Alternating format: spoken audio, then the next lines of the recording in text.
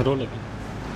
उत्तर प्रदेश में चुनाव के समय कटोगे तो बटोगे का नारा बुलंद हुआ था और उसके बाद सभी लोग इस नारे के पीछे पड़ गए थे और इसको सार्थक मान रहे थे। लेकिन उसके बाद से चुनाव गया, उसके बाद से परिस्थितियां बदली।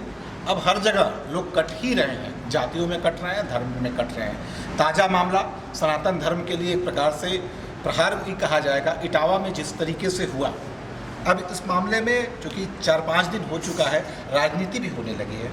इस बारे में हम बात करते हैं शंकराचार्य स्वामी कृष्णानंद जी से। महाराज जी, आपसे जानना चाहेंगे, पहली प्रतिक्रिया, सारी चीज़ों को आपने देखा, आपके कुछ बयान भी आए, पहली प्रतिक्रिया आपका क्या?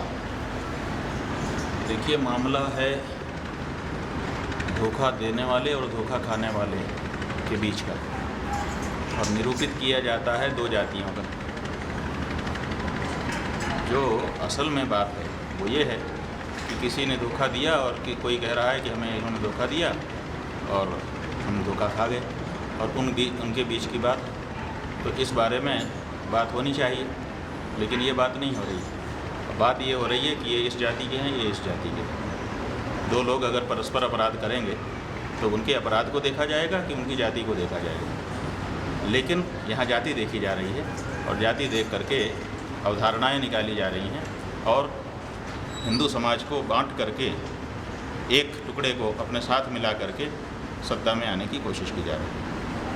महाराज जी, मामले को बाकायदे यादव और ब्राह्मण दो जातियों में कर दिया। आपको क्या लगता है, ये एक क्रिया हुई है, उसकी प्रतिक्रिया है, या इसके पीछे कोई षड्यंत्र था प्रदेश को बांटने को, जातियों में अलग अलग बांटने? देखिए, हम तो शुरू से ही कह रहे हैं, पहले दिन से हमने कहा कि इसमें षड्यंत्र है और इसके उच्च स्तरीय जाँच होनी चाहिए कि ये घटना कैसे हो गई। इसलिए ये बात हमारे मन में आई थी कि जो व्यक्ति थे कथा कहने के लिए गए थे, उनका जो मूल जन्म स्थान है वो उस जगह से ज़्यादा दूर नहीं है, और इतना आपस में लोग जानते रहते हैं। और जो कथा करने के लिए जिसको बुलाया जा रहा है उसके बारे में कोई जानता ही ना हो, ऐसा नहीं हो सकता है। लोग जानते रहते हैं। उसके बाद भी बुलाया और दूसरे ही दिन कह दिया कि हम तुम्हारे बारे में ये कह रहे हैं। तो इसका मतलब है, हमारा ऐसा मानना है कि पहले से ही जानते थे, लेकिन उनको ब्राह्मण के रूप में क्योंकि वो प्रचार कर रहे थे तो उनको बुलाया गया और फिर उनको उनके इस प्रचार का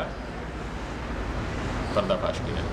तो इसका मतलब है कि पहले से ही लोग पर्दाफाश करने के लिए ही वो आयोजन किया गया था। अन्यथा ब्राह्मणों के गांव में हम किसी को कथा के लिए आमंत्रित करेंगे तो पहले से पता नहीं करेंगे कि अगर हम ब्राह्मण से सुनना चाहते हैं तो ब्राह्मण कथाकार हैं, उनसे संपर्क करके बुलाते। लेकिन आपने जिसको बुलाया उसके बारे में आपको इस बात का पता ही नहीं था, यूँ ही बुला लिया, किसी को भी आप बुला लेते हो, ऐसा कैसे होता है? तो इसका मतलब है कि वो व्यक्ति ब्राह्मण के रूप में प्रचार कर रहा था, ये बात निकल के आती है। जैसा कि रात का जो बातचीत का वीडियो है वो भी हम लोगों ने देखा है, तो वो ब्राह्मण के रूप में कथा कह रहा था।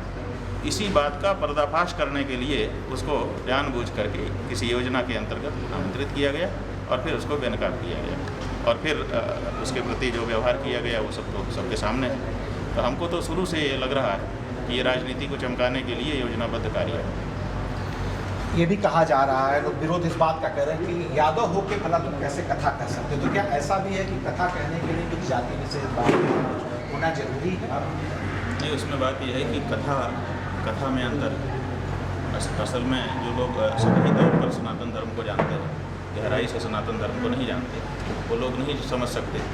लेकिन जो गहराई से सनातन धर्म को जानते हैं, शास्त्रों का अध्ययन किया है या श्रवण किया है या सत्पुरुषों के आश्रय में रहे हैं, वो समझते हैं कि कथा में अंतर होता है। एक कथा वो होती है जो भगवान के प्रति अपनी भक्ति श्रद्धा को बढ़ाने के लिए कही सुनी जाती है।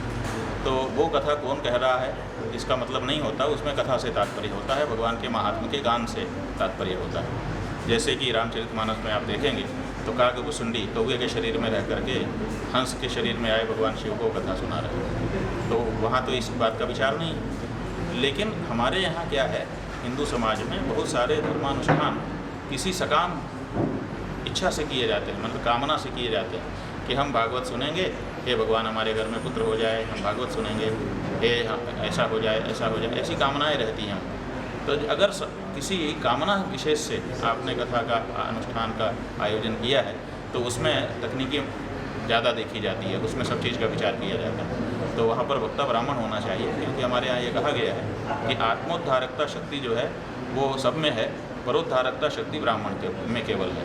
तो ब्राह्मण ही जब जैसे हमको कोई कार्य करना है तो हम अपने लिए स्वयं कर सकते हैं। ब्राह्मण, क्षत्रिय, वैश्य, शूद्र कोई भी भगवान की पूजा अपने लिए कर सकता है, लेकिन अगर किसी और के लिए करना हो तो वो शक्ति केवल ब्राह्मण में है, ऐसा सनातन धर्म में निरूपण है। तो अगर हमको अपने लिए करवाना होगा, हम स्वयं नहीं कर पा रहे हैं, किसी और से करवाना होगा तो ब्राह्मण से ही करवाना होगा। इसी से जुड़ा एक मुद्दा है महाराज जी, जाति जनगणना शुरू होने वाली है। एक तरफ हम समाज को जोड़ने की बात कर रहे हैं, वहीं जातियों में हम विभक्त करने वाले। तो क्या लगता है आने वाले दिनों में जब जाति जनगणना हो जाएगी, भारत का क्या होगा, सनातन का क्या होगा, हिंदुत्व का क्या होगा? कई टुकड़े हो जाएंगे देश के, उसी की नींव पड़ रही है। आप एक तरफ कहते हैं कि जाति होनी नहीं चाहिए, और दूसरे पूरी की पूरी आपकी राजनीति जाति के ऊपर आधारित कर दिया आपने। दूसरे सब गुण एक तरफ हो गए। आज की तिथि में हर पार्टी जाति का समीकरण बना करके सत्ता में आने के लिए लालायित दिखाई दे रही है। और ये जाति जो है उसको इस रूप में देखिए, जाति सदा से रही है, लेकिन इस रूप में कभी नहीं रही है कि एक दूसरी जाति को एक दूसरी जाति के विरुद्ध खड़ा करके उसको लड़ा दिया जाए। हम भाई भाई के रूप में रहे हैं, हम कभी भी शत्रु के रूप में नहीं रहे हैं। लेकिन आज तो एक जाति को दूसरी जाति के सामने शत्रु बना करके खड़ा कर दिया जा रहा है, और अगर यही चलता रहा तो देश के कई टुकड़े होंगे। महाराज जी, मनुस्मृति का भी लगातार विरोध हो रहा है, जबकि कही जाती है मनुस्मृति जो है पूरे संसाधनों की आत्मा रही है, उसी से सब कुछ चलता रहा है। तो क्या ये सब चीज़ें जो लगातार हो जा रही हैं, क्या इसका स्वरूप? देखिए, मनुस्मृति का विरोध क्यों हो रहा है? दो कारण से हो रहा है। एक तो मनुस्मृति जो है वो सबको इकट्ठा रखने के लिए काम करती है। वो कहती है कि सब इकट्ठा रहो, क्योंकि तुम एक ही परमात्मा के अंग हो, इसलिए तुम अलग नहीं हो सकते हो किसी दशा में। और दूसरे वो कहती है कि चारित्रिक रूप से ऊंचा उठो। चारित्रिक रूप से किसी को ऊंचा उठना नहीं है, सबको नीचे गिरना, मनमाना करना। तो वो चूँकि रोक टोक लगाती है आपके आचरण पर, आपको ऊंचा उठाने का प्रयत्न करती है, आपको ऊंचा उठने की इच्छा ही नहीं है, इसीलिए आप मनुस्मृति को नहीं मानना चाहते। एक और दूसरे वो समाज को इकट्ठा रखना चाहती है, सब मिल करके रहो, सबका सुनिश्चय कर दिया, क्षेत्राधिकार बांट दिया कि आप इतने में, आप इतने में, आप इतने में, ताकि आपस में कोई किसी मुख्य रूप से आजीविका होती है तो आजीविका के लिए कोई लड़े ना, इसके लिए मनुस्मृति ने व्यवस्था बनाई हुई है। अब उस व्यवस्था को मानना नहीं चाहते हैं। हर जाति के लोग हर चीज़ में प्रवेश कर रहे हैं, और इसीलिए प्रतिस्पर्धा बढ़ गई है। लोग समझते हैं कि ये व्यक्ति आके हमारे अवसर छीन रहा है, वो दूसरा भी ऐसा ही समझता है कि ये हमारे यहाँ आकर के हमारा अवसर छीन रहा है। जो उसका परंपरागत अधिकार था उसको बनाए रखना चाहता है और बाकी सब में भी जाना चाहता है, और ऐसा सब जातियों में हो रहा है। इसीलिए ये विद्वेष निरंतर बढ़ता चला जा रहा है। मनुस्मृति अगर स्थापित होती तो जैसा कि इतिहास में हम लोग देख चुके हैं कि ये आपस की लड़ाई तो कम से कम नहीं ही होती। अगर हम लड़ाई होती तो शत्रु से होती।